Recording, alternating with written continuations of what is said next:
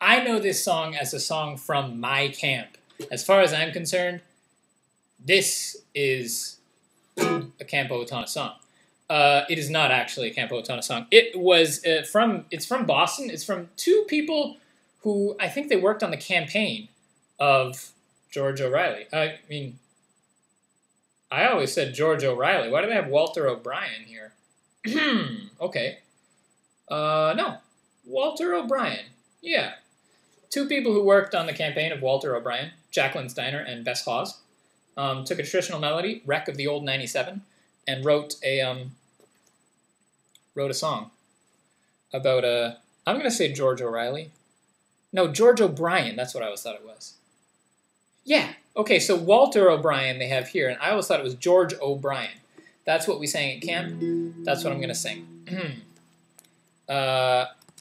I'm just going to use the lyrics that are in my head because on Rise Up Singing, they're on two different pages. It's going to be complicated. And I'm going to do it in D. Now let me tell you a story about a man named Charlie on a tragic and fateful day. He put 10 cents in his pocket, kissed his wife and family, went to ride on the MTA. Now did he ever return? No, he never returned, and his fate is still unlearned. Poor Charlie, he may ride forever neath the streets of Boston. He's the man who never returned. Everybody can shout, poor Charlie, even if they're not singing along because they're shy. Charlie handed in his dime at the Kendall Square station and he changed for Jamaica Plain. But when he got there, the conductor told him one more nickel. Charlie couldn't get off of that train. Well, did he ever return? No, he never returned, and his fate is still unlearned. Poor Charlie, he may ride forever neath the streets of Boston. He's the man who never returned. Now all night long, Charlie rides through the tunnel saying, what will become of me?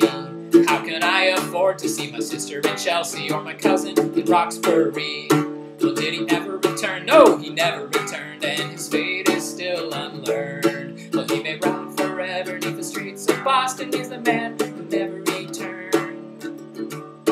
Charlie's wife goes down to the Scully Square station every day at 2:15. And through the open window she hands Charlie a sandwich as the train goes rumbling through. But in our camp songbook for years and years, in the 90s when I was there first, it was written, as the train goes rumblong through. I don't know why rumbling. Now you citizens of Boston, don't you think it's a scandal that the people have to pay and pay? So fight the fare increase, vote for George O'Brien, and get Charlie off the MTA. Well, did he ever return? No, he never returned, and his fate is still unlearned. He may ride forever neath the streets of Boston. He's the man who never returned. But he's the man who never returned. There you go. But apparently, historically, it's Walter O'Brien, or at least that's what the Rise Up Singing Songbook has.